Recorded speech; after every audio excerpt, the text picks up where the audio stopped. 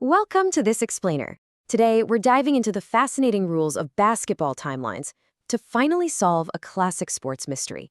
You know the feeling, right? You block out time to watch a game, and suddenly, you find yourself still completely glued to the screen 3 hours later. Well, we're going to unpack exactly why that happens. Okay, let's jump right into this core paradox. I'm talking about the massive discrepancy between the numbers you see on the game clock and the actual real-world time you spend watching. It's honestly one of the most confusing things for new fans, and let's be real, it's a total scheduling headache for the diehards too. Think about it. A standard professional game has exactly 48 minutes of regulated clock time, yet it regularly eats up 2.5 hours of your evening. So where on earth do all those missing minutes go? Here's our game plan for today. We'll quickly cover the time paradox, then look at NBA and WNBA timelines, check out college and international play, drop down to high school and middle school rules, and finally, we'll tackle the overtime factor. All right, Section 1, the basketball time paradox. The absolutely crucial point here is understanding exactly what is eating up the clock when the ball isn't bouncing. See, it's not just one single thing extending the game, it's a whole combination of perfectly regulated time thieves. Obviously, you've got a solid 15-minute halftime right in the middle. But then, consider this. A typical NBA game sees about 40 to 50 foul calls. And each free throw sequence, that takes up to 45 seconds. Add in mandatory TV commercial breaks and those lengthy instant replay reviews, and wow.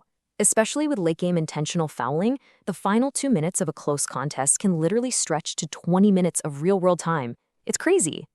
So, effectively budgeting your calendar requires understanding the exact variations across the different leagues. The official game clock, whether it's 48, 40, or 32 minutes, almost never actually matches the average real duration. Knowing these averages is basically your cheat sheet. It helps you figure out exactly how long you're going to be sitting in the bleachers or planted on your couch. And the contrast in scale here is just dramatic. A pro NBA game will heavily dominate your schedule, easily taking 2.5 hours, whereas a high school game usually gets you in and out in about an hour and a half. Basically, the level of play directly dictates the amount of pageantry, commercials, and strategic stoppages. Moving on to Section 2, NBA and WNBA timelines. Let's look at the pro standard and see how the biggest leagues in the world manage their regulated minutes. So the NBA sets the baseline pace, right? 4 12-minute quarters and a blazing fast 24-second shot clock. That shot clock is what keeps the pace incredibly high, forcing a shot attempt before time expires. However, and this is a big however, each team gets 7 charged timeouts, which can seriously pump the brakes. That's exactly why those final, crucial moments of an NBA game can feel like an entirely separate, drawn-out event. In contrast, the WNBA actually shaves off 8 minutes of official clock time. They do this by playing 4 10-minute quarters. This brings the total real-world duration down to a much tighter 2 hours and 10 minutes, while still utilizing that exact same lightning-fast 24-second shot clock. Plus, because the WNBA features fewer lengthy TV commercial packages compared to the NBA, their games at the arena just feels so much more continuous and brisk. It's a tighter, highly fluid basketball experience all the way from tip-off to the final buzzer. Okay, Section 3, college and international play. Let's examine how the rules shift, and sometimes pretty drastically, in these unique global formats. The contrast here is absolutely fascinating. NCAA basketball completely abandons the 4-quarter system in favor of 2 20-minute halves.